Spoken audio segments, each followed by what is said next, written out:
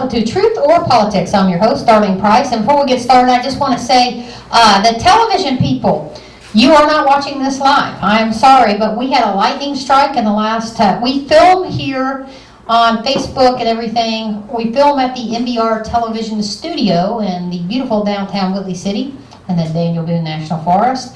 And we had a lightning strike. So we are out of business for live television. This is being taped. You will see it as soon as they can get it uploaded. And as always, Michael Mann, our genius behind the scenes, he's sitting back there. You can't see him, but I can see him. He's recording. Well, you should be live on Facebook. We are live on Facebook. We hope to be live over on Pulaski County Facebook after the show, right? We'll share it after the show. Okay, so you're not live on Pulaski County Facebook. You're live on Southeastern Kentucky Facebook. Sorry about this, folks. We're doing the best we can. Had a lightning strike, and the internet thing is out. So we usually have 2 phones going for each of the podcasts, and we're just kind of, the internet's out, so we're just doing the best we can. Okay. First, we want to thank MBR TV and all of our watchers on Facebook and YouTube. Welcome, welcome, welcome again. And we will not have a show next Monday because I'm going to be out of town. But we want to thank everybody for joining us. Thank you for our Facebook followers. And before we get started, also, we have a couple announcements. Let me put my glasses on so I can see what I'm doing. Sorry, I should have had those already on. Okay, first off, McCrary Fest. Saturday, October 1st will be the McCrary Fest. There'll be a parade and all kinds of really cool stands and concessions, and it's really neat. I think, again, this year we're going to do the hay ride, and this year we're going to have a Dunkin' booth for all those out there that hate my guts. I'm sure there's a few that do, that we've outed on this show. I'll be in the Dunkin' booth trying to raise money for the McCrary Fest, so I'm sure I can antagonize some people and make some money.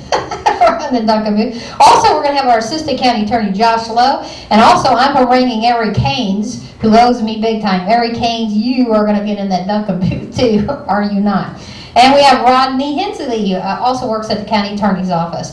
We're all going to be in the Dunkin' booth, or anybody else that I can bend their arm, beg, borrow, steal, get them in the Dunkin' booth. We'll have them in the Dunkin' booth, and that's McCrary Fest, Saturday, October 1st. I think the parade usually starts at noon, and then they'll have festivities throughout the day, and it's really cool. Come out and support your local festival, Oktoberfest or McCrary Fest. Also, on October 8th, let's come out and support our veterans, a fundraiser for our Stearns American Legion. They're going to have a Halloween party. That party is open to the public. You have to pay a fee.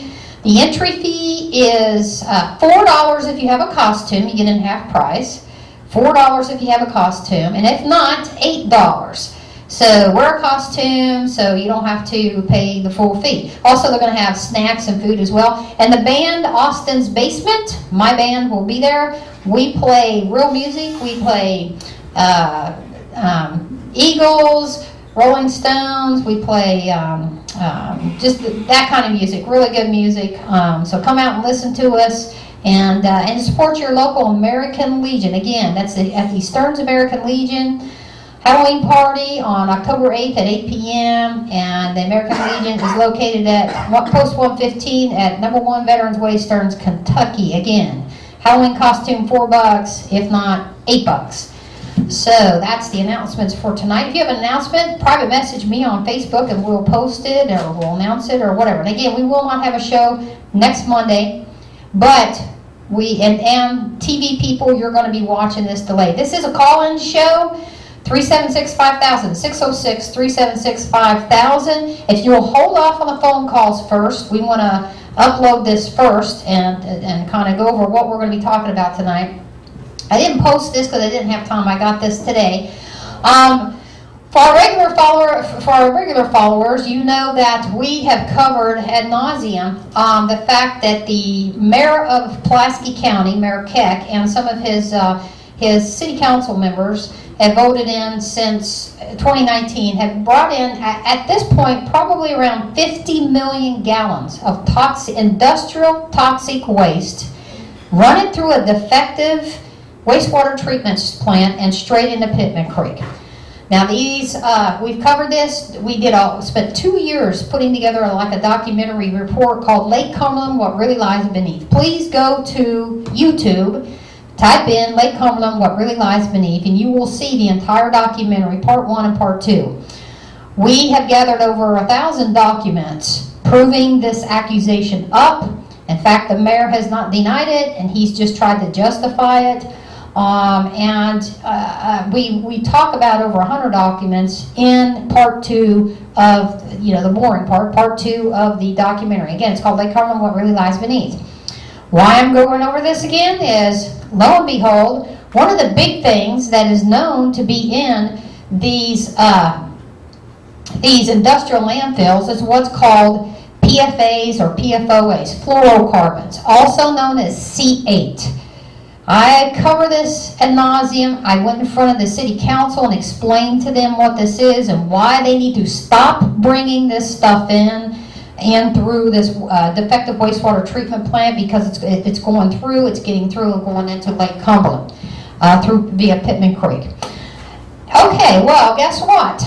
2 days ago, the state of Kentucky issues an advisory to limit fish consumption over potential cancer-causing chemicals.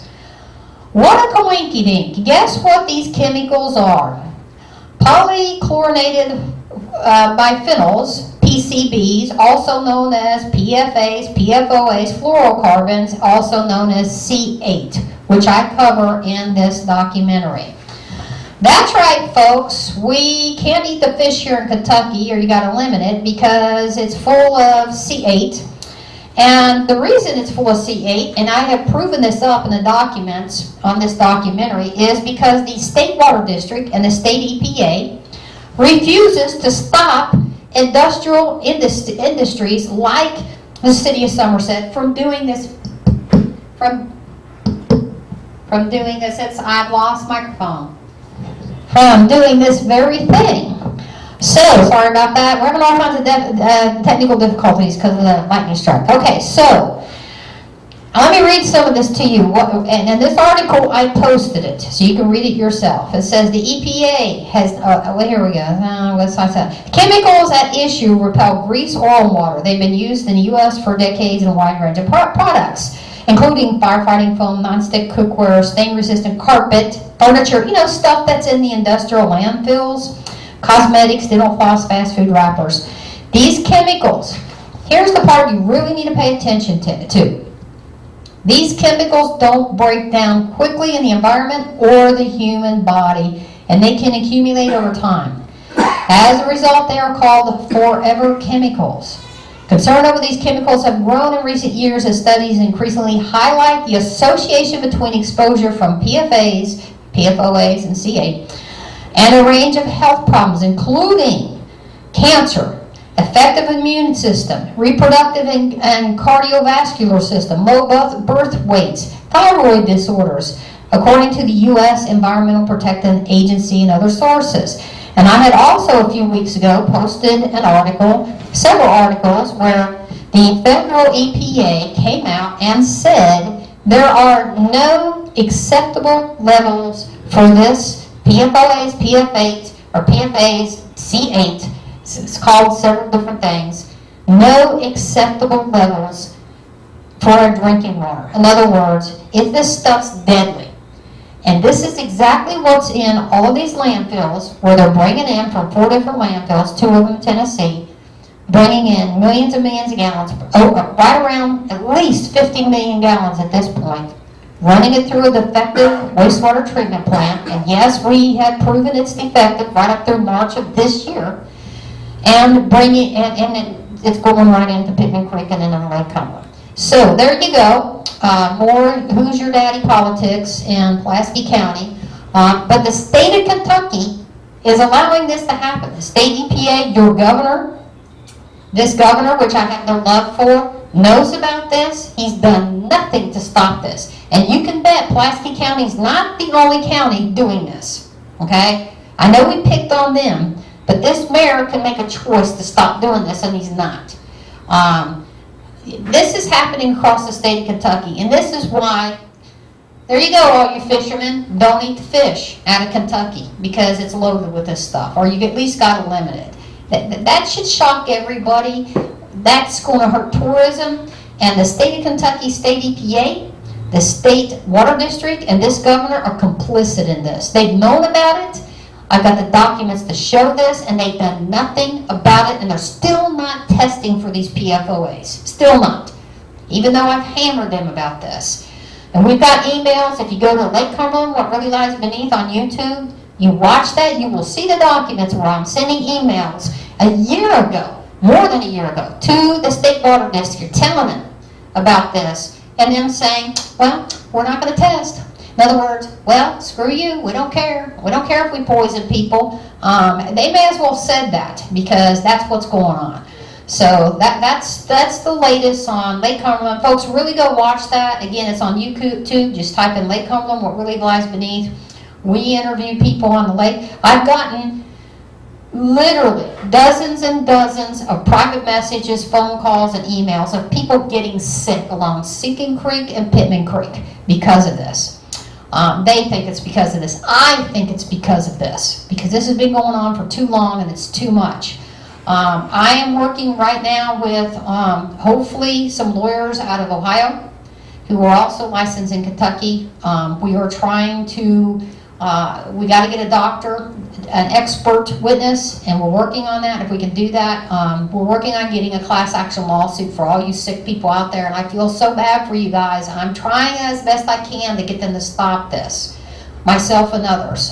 So far, your mayor of Somerset really doesn't give a crap about you or anybody in the lake, or he wouldn't be doing this, or his city council. And I must say, some in the city council, they actually showed up to the public forum. They care. They tried to stop it. They voted against it, and kudos for those guys.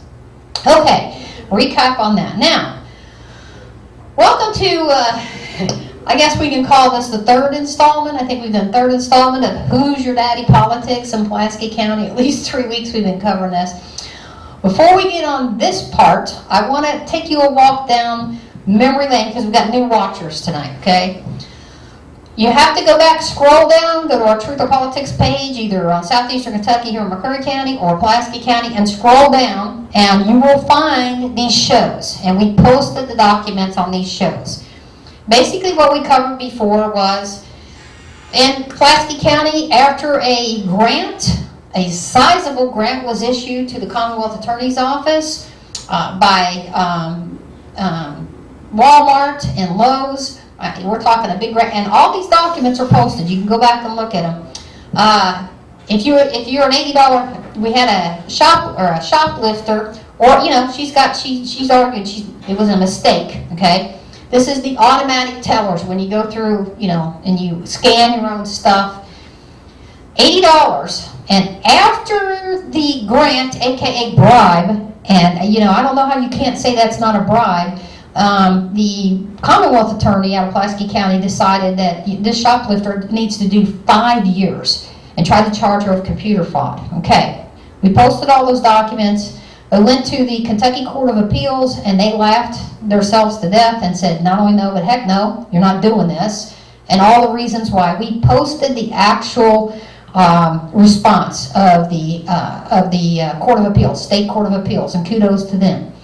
But $80 is shoplifting, and after the bribe, you're going to get 5 years. Now, I juxtapose that with, we also, on last week's show, I think it was last week's, or week before last show, we posted more Who's Your Daddy Politics in Pulaski County because a relative of a high-ranking member of the Pulaski County Sheriff got popped for methamphetamine for sale. And he got a walk. He got probation.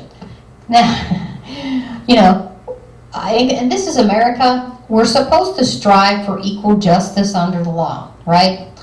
Well, apparently not. We have more. Now, remember that. Possession for sale of narcotics, if you're related to a Pulaski County Sheriff's Office member, you get a walk. $80 shoplifter, after the bribe, you're going to looking at 5 years, okay? So, we had information from confidential sources that the following happened. We sent out, and this was posted last Friday, I believe. All these documents that we're about to cover are posted. You can read them yourself.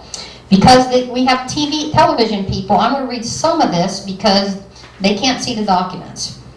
So first I want to stop off. Basically what happened is, a guy gets popped for DUI, I guess, on the water. I'm going to read this statement by Officer Jason Estes. By the way, Officer Jason Estes. You know, we always talk about backing the blue. This is what we really mean when we say back the blue. Officer Jason Wesson with the KDFWR Division of Law Enforcement in the state of Kentucky is our new hero.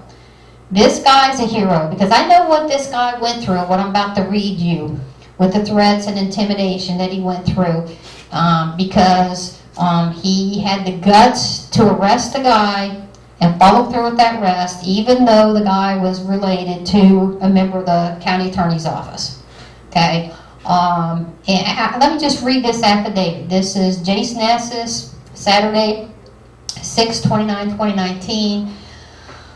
This is his statement. And again, this guy's a true hero, and I feel for you that you had to go through this. No cop should ever have to go through this kind of thing. Ever. It's just wrong. On Saturday, 6/29/2019 at 17:51, I arrested Alex G. Wilson, citation control number, whatever, November, whatever, for failed to operate a boat at idle speed, harbor congested area, and for operating a boat, watercraft, while intoxicated or under the influence. Upon arrival to the Pulaski County Detention Center, I received a call from Aaron Ross, which is the Pulaski County 911 dispatch coordinator, and the husband of Chastity Ross, which is the assistant prosecutor for the Pulaski County Attorney's Office. Aaron Ross advised me during the phone call that I need to issue Alex Wilson a citation in lieu of arresting or booking him at the jail. I advised Mr. Ross and Mr. Wilson that Mr. Wilson was under arrest and I could not release him or I could possibly lose my job. Mr. Ross then advised me that it would be bad for me to take him in and have him booked in jail. Folks, that's called intimidation. That's a threat. Okay? Then he goes on to say, I asked Mr. Ross if this was a threat towards me and my job and what he was going to do about it. Mr. Ross advised me that Chastity would see to it that any future cases would not make it to the courts and they would be dismissed. Upon taking this phone call and giving thought to the nature of it, I was compelled to call Martin Hatfield, the Pulaski County Attorney, to make him aware of the phone call and the nature of it. Mr. Hatfield advised me that we have been friends for a long time and we have worked hand in hand for several years and have always got along and appreciates what I do. Mr. Hatfield also advised me not to talk about the situation with anyone in his office other than him. Mr. Hatfield said not to worry about the phone call, that he would take care of it. I also called Captain Atkins and would request that this be forwarded onto the command staff and make them aware of the situation. Respectfully, Officer Jason Estes. Okay. I don't know where to begin about everything that's wrong with this situation. Okay. Don't talk about this with no one. What Mr. Hatfield should have said is, you need to follow the law. You need to do your job, and you need to follow the law. That's the only thing he should have said to that young man. Go ahead, Michael. Explain what relation the person arrested was to the lady in the prosecuting attorney's office. Okay. He explains that. He says, Aaron Ross, which is, he got a call. He's at the Pulaski County Detention from Aaron Ross, the 911 dispatch coordinator, and the husband of Chastity Ross, which is the assistant prosecutor for the Pulaski County Attorney's Office. Okay? Alex Wilson is the stepbrother of Chastity Ross. Okay, I missed that. Okay. Alex Wilson, stepbrother of Chastity. So, a relative of the county attorney's, assistant county attorney's office, the assistant there, is the one that got popped. His name's Alex Wilson. And I'm going to get to that because we posted those documents. Okay, we posted the actual arrest report and everything. Okay, and you can see those where he got arrested and everything. And you know what, Mr. Hatfield, he actually did take care of it, because guess what? Case went away. Case went away. Magically expunged, nothing happened to this guy. Now, juxtapose that to the $80 shoplifter. And let's talk about who's your daddy politics in Pulaski County. Well, maybe the biggest mistake the $80 shoplifter made was not just shoplifting. Maybe it was the fact that she wasn't related to a high public official in Pulaski County. She wasn't like the sale for methamphetamine, wasn't related to, a high member of the Pulaski County Sheriff's Office. She wasn't related to the County Attorney's Office. Maybe that's her biggest mistake. Again, here you go, who's your daddy politics, okay? Which I'm telling you, legitimate cops hate this, especially cops like Estes who has to go through this, okay? Now, some other things happened about this. I also posted the actual intoxilizer. When Estes went to give the intoxilizer for this case, and this is posted, you'll see this.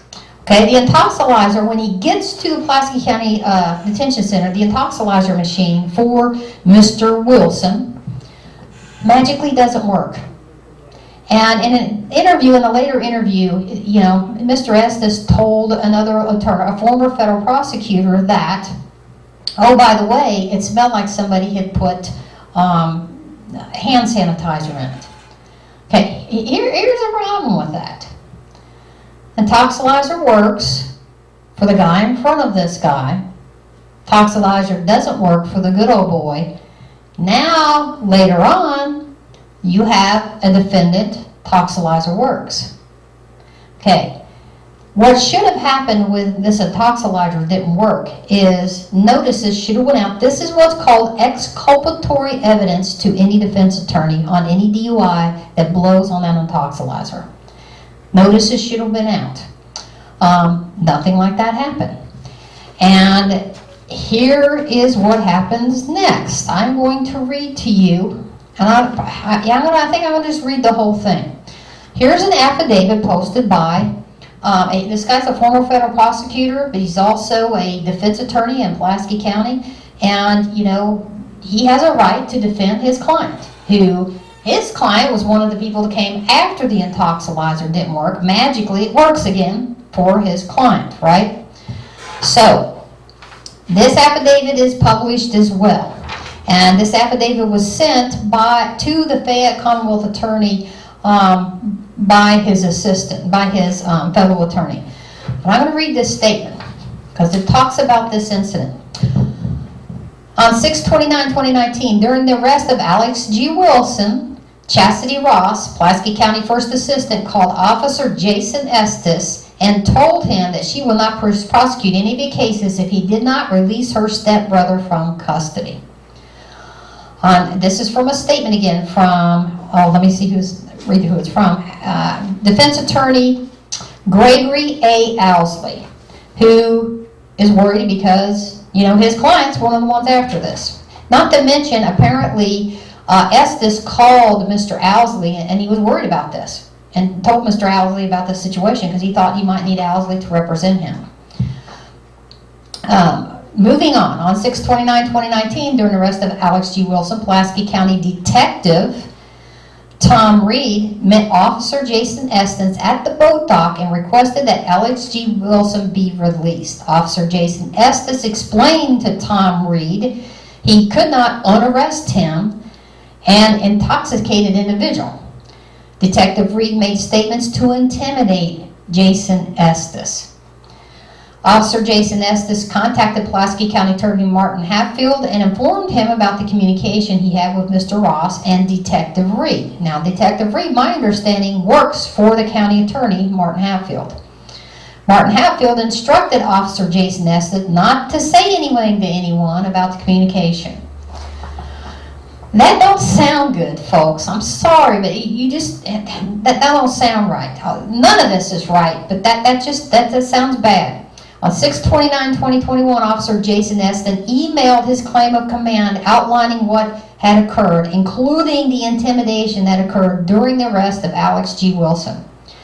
Subsequently, Officer Jason Eston gave a copy of the file to me, Gregory Owsley. The file provided by Officer Estes contained 3 intoxilizer receipts enumerating interference detected. So 3 different times the intoxilizer didn't work on the good old boy, Mr. Wilson. These receipts are evidence on 6/29/2019 the intoxilizer was not operating properly. Said receipts would be considered exculpatory evidence in DUI cases that use the same intoxilizer around the same time. I would note that I represent several clients whose alleged DUIs occurred during the same time period. On 10/20/2021, on behalf of those clients, including but not limited to B. Kegley, I wrote a letter to Mr. Hatfield requesting any evidence that the intoxilizer malfunctioned between June 2019 and January 2020. The letter specifically requested that Mr. Hatfield provide, that's the county attorney, provide my client with copies of the intoxilizer receipts and case number, and he's got the case number there. I received no response to this letter. On 10/27 at 9 a.m., I was in Pulaski County District Court. My case was called by the court, and I inquired on the record as to whether the prosecutor had received my letter regarding that case number. And he lists the case number. I'm not going to read the case number off. First Assistant County Attorney Chastity Ross informed the court that she looked the case up but could not find it on CourtNet, and that it was possible that the case had been expunged and the records destroyed. Oh, how nice. Wouldn't everybody like that to happen and be related to a member of the county attorney's office? At 9:05 a.m., I informed the court that I would be back shortly, departed the judicial center, and walked across the street to Mr. Hatfield's office. Once at the Pulaski County Attorney's office, I asked the receptionist if I could speak to Mr. Hatfield. Mr. Hatfield came out, shook my hand, and we walked back into Mr. Hatfield's office. Mr. Hatfield and I sat in a chair in front of Mr. Hatfield's desk.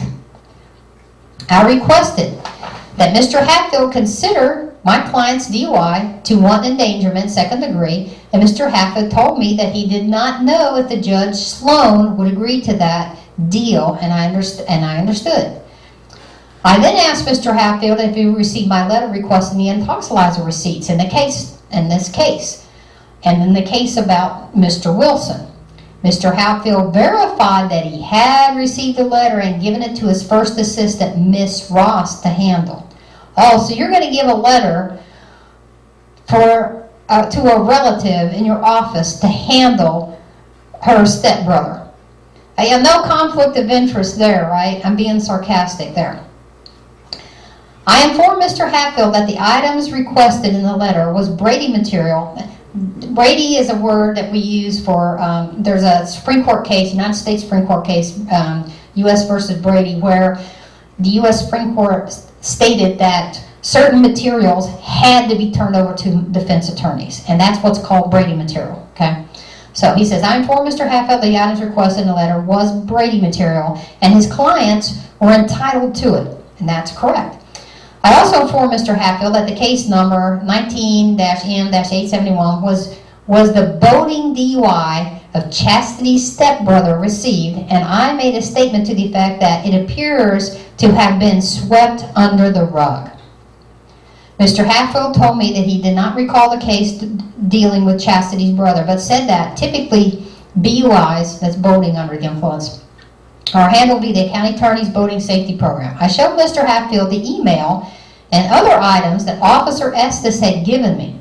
I told Mr. Hatfield that Officer Jason Estes had not been listened to him and instead had informed his client of command about the intimidation of Officer Estes by the county attorney detective, that's Tom Reed, regarding the arrest of Alex Wilson. About that time, County Attorney Detective Tom Reed entered the doorway and asked what Mr. Hatfield and I were discussing. I made the statement to Detective Reed to the effect that, in quotes, maybe he could help Martin remember back in 2019 when you intimidated Jason Estes over trying to get your girlfriend's brother unarrested.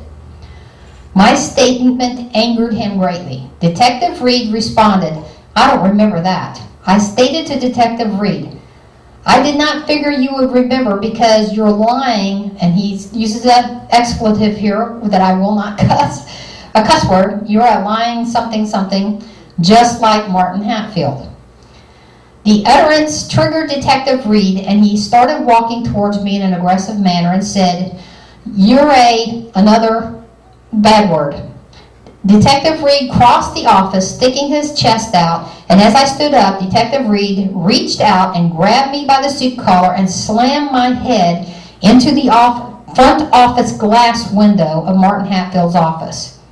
This resulted in a knot on my head, which was observed and felt by Somerset Police Department officers. I also bruised over several days down the entire side of my body that had been slammed into the window by Tom Reed. I can provide photographs of such if needed. I grabbed a hold of Detective Reed by wrapping my arms around him in a bear hug as we fell, and Detective Reed hit his head on the window sill and cut himself above his eye. This can be confirmed by FBI Task Force Officer Daryl Kegley, who heard 2 knocks on the glass window from the outside of the building and thought that we were indicating for him to come into the office. FBI Task Force Officer Kegley's son was the DUI defendant being represented by my law office. From that moment, Tom Reed put his hands on me. All I did was hold myself close to Tom Reed so that he could not punch me. I did not throw any punches at Tom Reed or use any offensive fighting maneuvers. Law enforcement photos by Somerset Police Department taken very shortly after the incident showed no wounds, scratches, or even redness of any part of my hands or fist. At no time did I threaten Mr. Hatfield or Mr. Reed. I did make hurtful comments towards Mr. Reed, and I regret doing so. Although, as a trained law enforcement officer, I would expect that he has heard much worse and not lose control. I believe that he lost his composure due to the personal comments I made.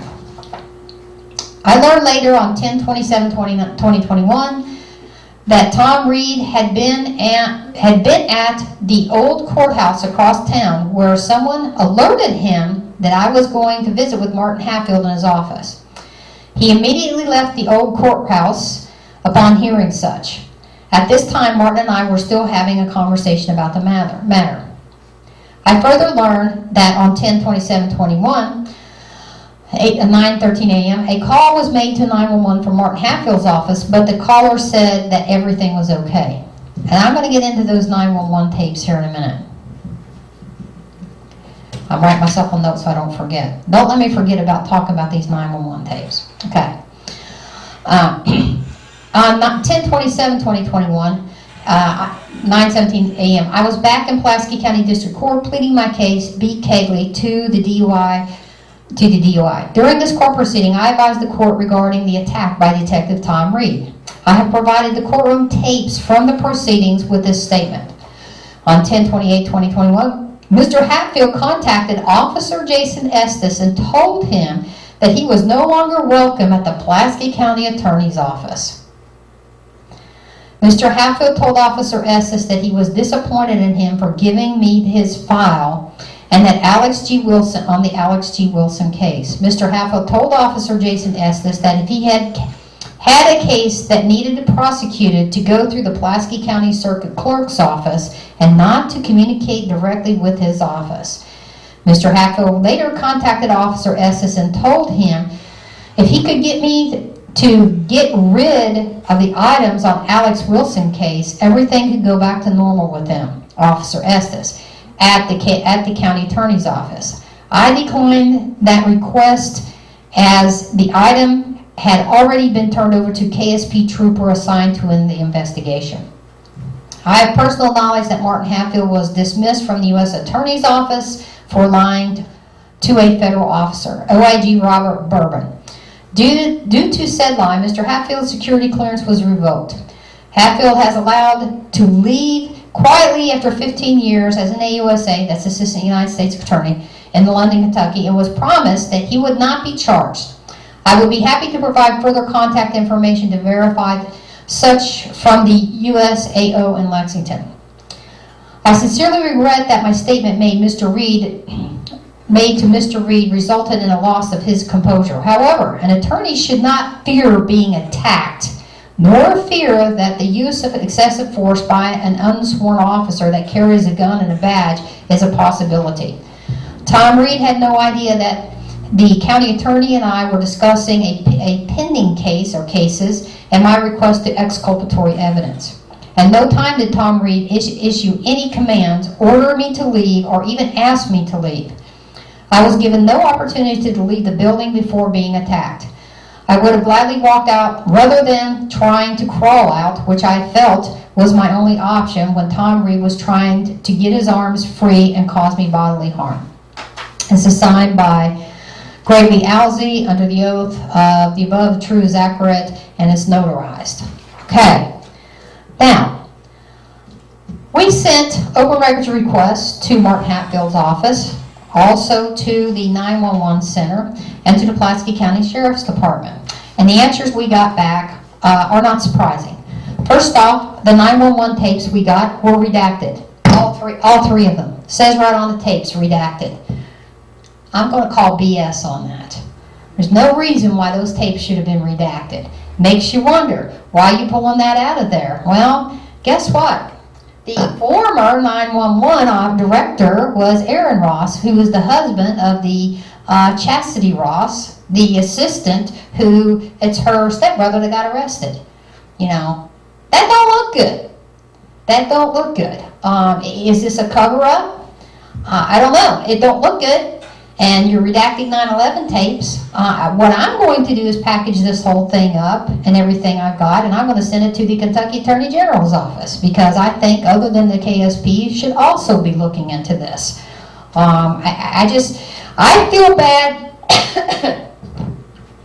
My heart goes out to Mr. Estes, Officer Estes, who had the bad luck on a sunny day to run across a good old boy of Pulaski County and enter into the realm of who's your daddy politics in Pulaski County. Mr. Estes, you were a hero because you didn't back down. You did exactly your job, and I wish I had an award or something to give to you. This kind of stuff, folks, when we say back the blue, this is where we should be backing the blue. No one should have to put up with this. Go ahead. You know, somebody should write this into a script and send it to Hollywood, because this is made for TV. Made for TV, I know, and it's real. It's real, and it's just bad. So I send Martin Hatfield, the Pulaski County Attorney's Office, an open records request, ask him for any and all records regarding all of this, and of course, this is his answer back. I did not get a chance to post this because I just got it today. I will post this. And this also will be sent to the Kentucky Attorney General's office. And you know what? I might even box all this up and send it to the Kentucky Bar Association, because I tell you, this ain't right. That, you know, no police officer should have to endure being threatened and intimidated like this. Not by some bully cop, not by anyone. And told, unarrest somebody. Dear Ms. Price, as required by the Kentucky Open Records Request, this letter is a response to your request for access to public records. Oh, by the way, they are public records. They're not your records. They're public records. Thank you for recognizing that the public has a right to. Which was received by the Pulaski County Attorney's Office on August 31st, 2022, regarding information including what occurred on June 2019 and October 2021. You specifically requested the following. Any and all records regarding the incident that occurred on June 2019 and October 2021 involving Aaron Ross, Tom Reed, Greg Owsley, Officer Jason Estes, Assistant Prosecutor Christy Ross, Pulaski County Attorney Martin Hatfield, and Alex G. Wilson. Our agency, oh how convenient, our agency is no longer in possession of any records regarding the referenced June 2019 incident, as any charges arising from said incident against Mr. Alex Wilson have been subsequently legally expunged from his record. Also, our agency is not in possession of records regarding the reference incident that occurred on October 2021. Oh, how nice. Again, poor shoplifter, $80, looking at 5 years. But if you're related to, somebody in high up in Pulaski County, you get a walk. Pulaski County Sheriff's Office, I hit them with the same open records request, and you can see this, it's a long letter, but it basically says, it's all being investigated and we can't give you the things. Okay, caller, we got a caller. Is that for me? It's not coming through here. No, it's cell phone in here. Oh, okay, so it's not for me. Okay, you guys can start calling in 606-376-5000. Again, I apologize to the TV people. We have had a lightning strike, so you're not watching this live, so when you do see it later on, you can't call in because nobody will be here. And I apologize for that. But we are live on Facebook, and this will be posted later on YouTube with these supporting documents. All these documents, again, are posted on Facebook. Now, I don't know what to say, folks. This don't look good. This looks really, really bad. And when you look at what we've already posted and done investigations on up there, we had a individual who was related to, I believe that he was a major in the Pulaski County Sheriff's. This individual, and you can see those documents, go back on our previous show, we posted those documents, we posted the arrest report and everything. He was arrested for possession for sale of meth. But magically, because he was a relative of a member of the Pulaski County Sheriff's Department, he gets a walk. He basically, he got probation. Now later on he got popped again, I believe, for the same thing in another county. But this don't look good. The appearance in Pulaski County is this. And if I'm wrong, call me up and tell me I'm wrong if this don't look like this. But it looks like if you're related to somebody and, a public official, high-ranking public official in Pulaski County, if you're related to somebody, you can get caught with voting under the influence, possession for sale, whatever, and you get a sponge, you get a walk. But the poor shoplifter, $80 shoplifter, after the bribe, aka grant, to the Commonwealth Attorney's Office, is looking at 5 years. Now, again, on the shoplifting thing, excuse me, I got allergy problems. The shoplifter, the Court of Appeals came back and said no, and did a good job of explaining why. Common sense. The punishment should fit the crime. But this same Commonwealth attorney is going to spend taxpayers' money to take this case all the way up to the Kentucky Supreme Court. But when you got this stuff going on and these people are walking, this is going to Kentucky Supreme Court. Time is money in the judicial system. And that's your money. So you taxpayers out there really need to be taking a look at all this stuff, especially in Pulaski County. I'm not saying this don't go along, happen in other places in Kentucky, but it certainly appears to be a problem in Pulaski County, as you can see. These 911 tapes too. I find that very discouraging. All 3 tapes. What I will do, I will snapshot a picture of the tapes, and because I'm not going to play tapes that are redacted. Why? Because I don't know what was redacted, and neither do you. That tells me it's an incomplete story. And when you've got 3 of them saying right on that they're redacted, that don't look good. If that's the only thing in this case that was wrong, that's one thing, but combined with everything else, that does not look good. So again, 606-376-5000. We only have a few minutes left, folks, if you want to call in. Also about the Lake Cumberland thing. Don't eat the fish in Kentucky. And this was a statewide release from the EPA about these fluorocarbons and how bad. And I had posted several articles where people that had nothing to do with our research. We did, and this is back on the Lake Cumberland, what really lies beneath.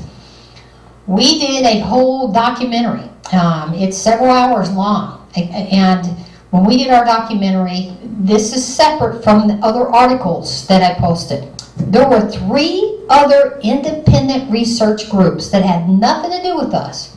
Came into the state of Kentucky and tested drinking water, tested lakes, waters, and streams, and the results of those tests were astonishing and very concerning. One of them said that over 97%, or it was over 90-something% of the drinking water had these PFOAs in it. Now, that they had not tested, all the drinking water in all the state of Kentucky, but the ones they did test was bad.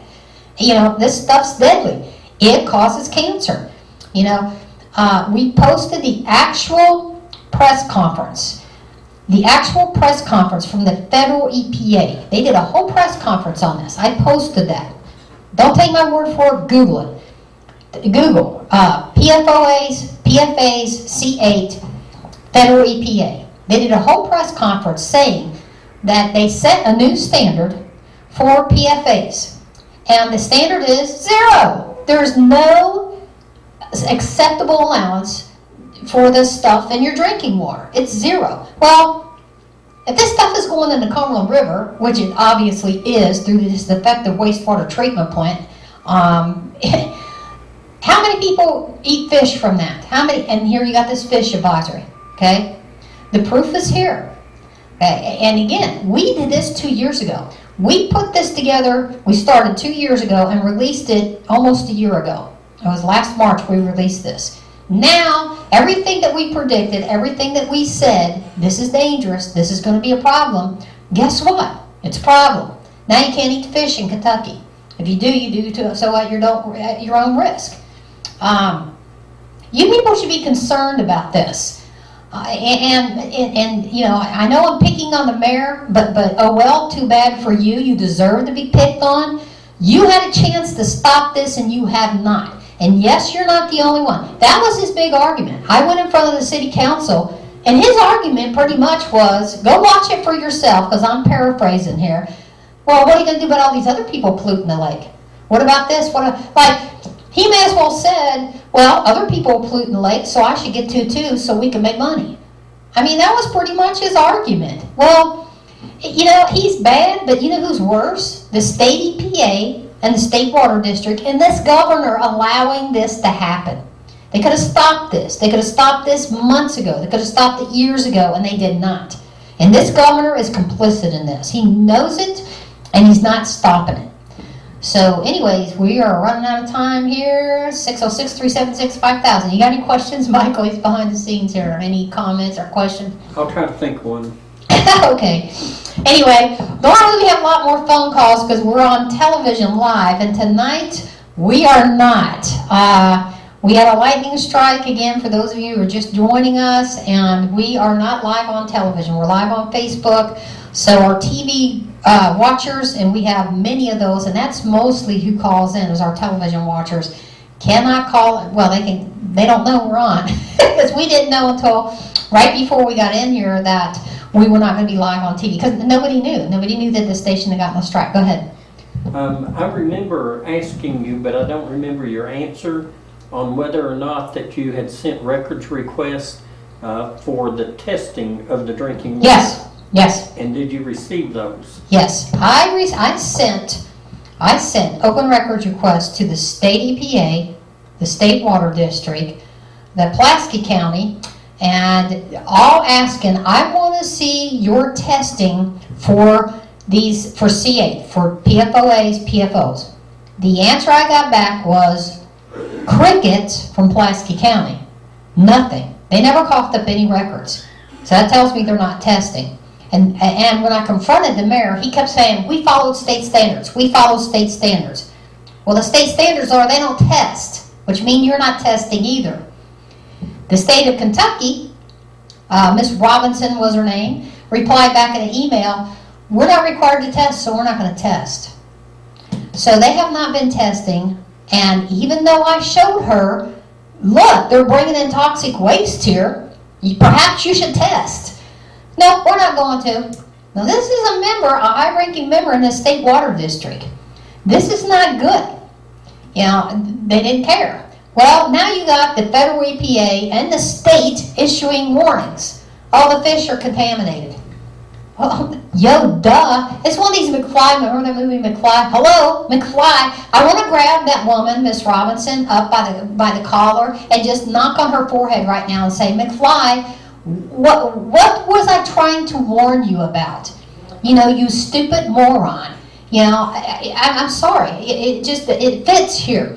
When people care so little, when you're putting industry and allowing industry to pollute the lakes, rivers, and streams of this beautiful state, you know, and you're doing nothing about it, but issuing notices, you know, let's issue notices, don't drink this, don't, and you don't stop it, are you crazy? You know, if this does go to a class action, let me just say this. My forte is I'm an investigator.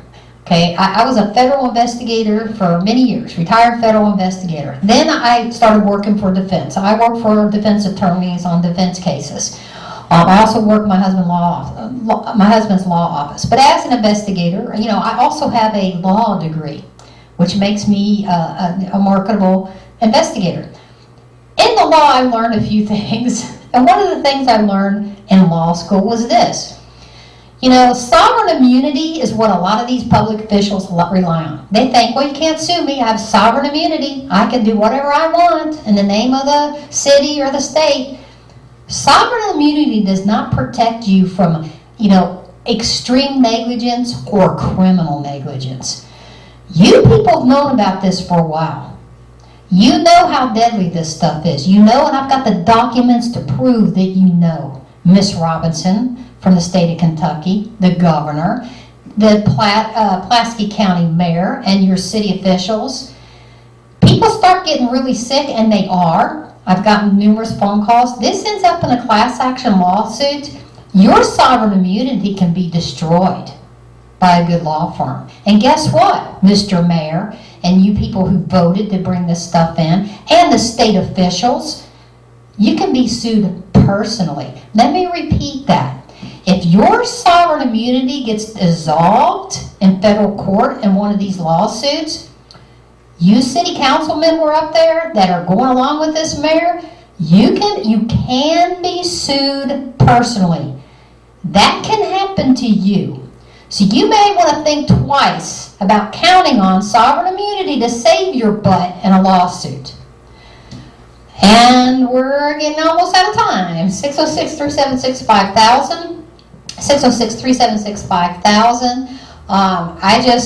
When I saw this article about, you know, a warning that don't eat the fish in Kentucky or limit eating the fish in Kentucky because of PFOAs, it just made me want to vomit. I swear it did. Michael, man, you know, we spent 2 years on that. So we interviewed people getting sick. I've got tons of people calling me. I'm trying to get a law firm to take this case because I believe, and by the way, somebody made the accusation that, you know, we're getting something out of this. We're a nonprofit, folks. This lawsuit, if it happens, I'm not going to get anything out of it, neither is anybody else, okay? I worry, and that's not why we did this, okay? We didn't get paid to do this documentary. We did this because we give a crap about the lakes, rivers, and streams in Pulaski County. And what started this is, I heard about this, and at first I didn't believe it. My husband and I had just had our grandkids and our little nephews, which are like our grandkids, in Pittman Creek, pulling them behind the boat.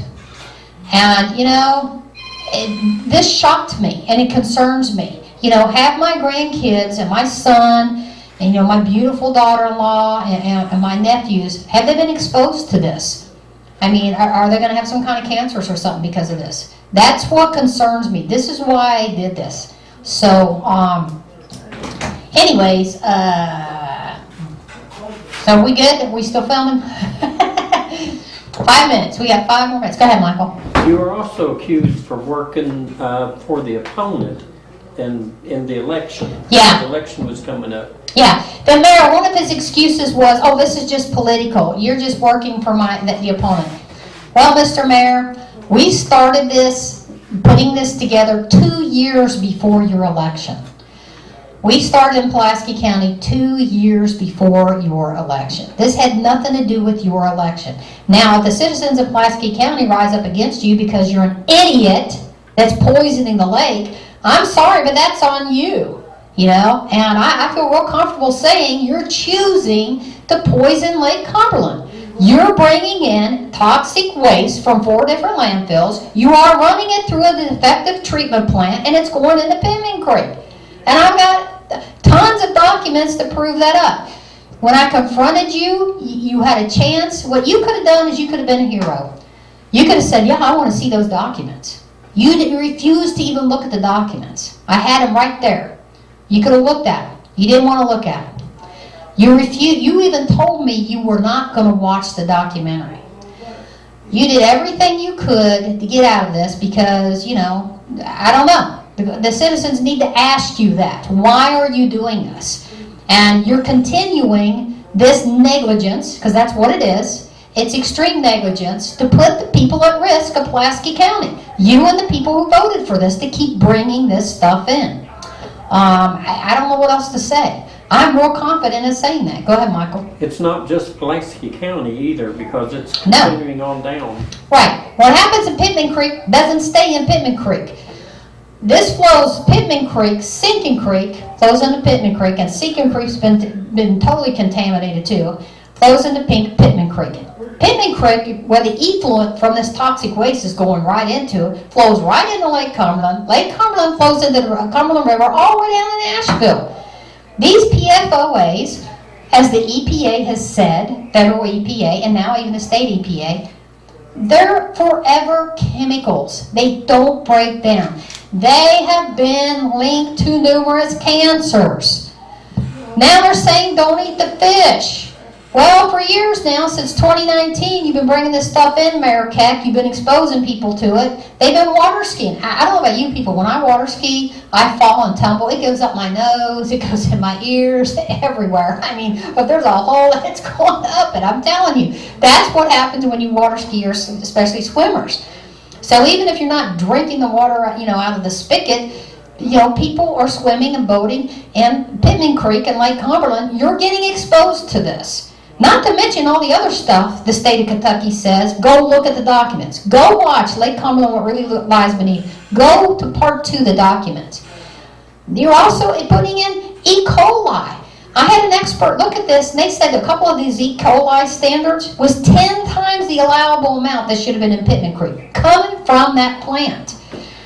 My expert said that they should have shut down Pittman Creek, and notices you went out to the health department. Oh, by the way, no one's ever notified the health department about any of this.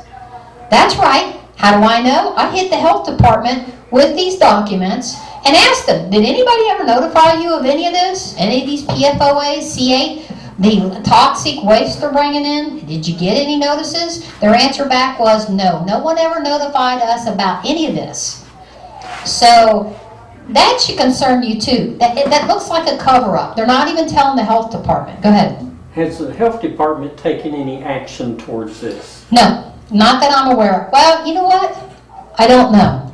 That's a good question. I did not, and shame on me, I did not follow up. I will do that. I will hit them up with another open records request and say, have you done anything since you've been notified? Okay, because they were notified probably a year ago. I think it's been about a year ago that I hit them with the open records request. That's a good idea, actually. So no, the answer is I don't know. I don't know. I just know that at the point as of about a year ago, or maybe less, their answer was no. Nobody ever notified them. Not about the E. coli. Not about anything. No one, not the state of Kentucky, the state EPA. Nobody bothered to pick up the phone and tell the health department. The people with all the degrees. Hey, you may want to look at this and give us your input. They were shoved aside. That don't look good either. That looks like you're trying to cover up. You don't want the health department to know about this. That's what it looks like to me. 1 minute. Okay, 1 minute. We are out of time, basically, folks. Okay, no show next week. Again, we want to humbly apologize to our TV viewers. We are so sorry we had a lightning strike. We will get it fixed by the next show. And we want to say thank you to all of our folks on Facebook. It will be posted over on the Pulaski County's Facebook page as soon as Michael Mann can share it. Again, we had no internet here tonight, so we're winging it here. At least we got Facebook Live on the Truth or Politics Facebook page. Anyways, we will see you next time.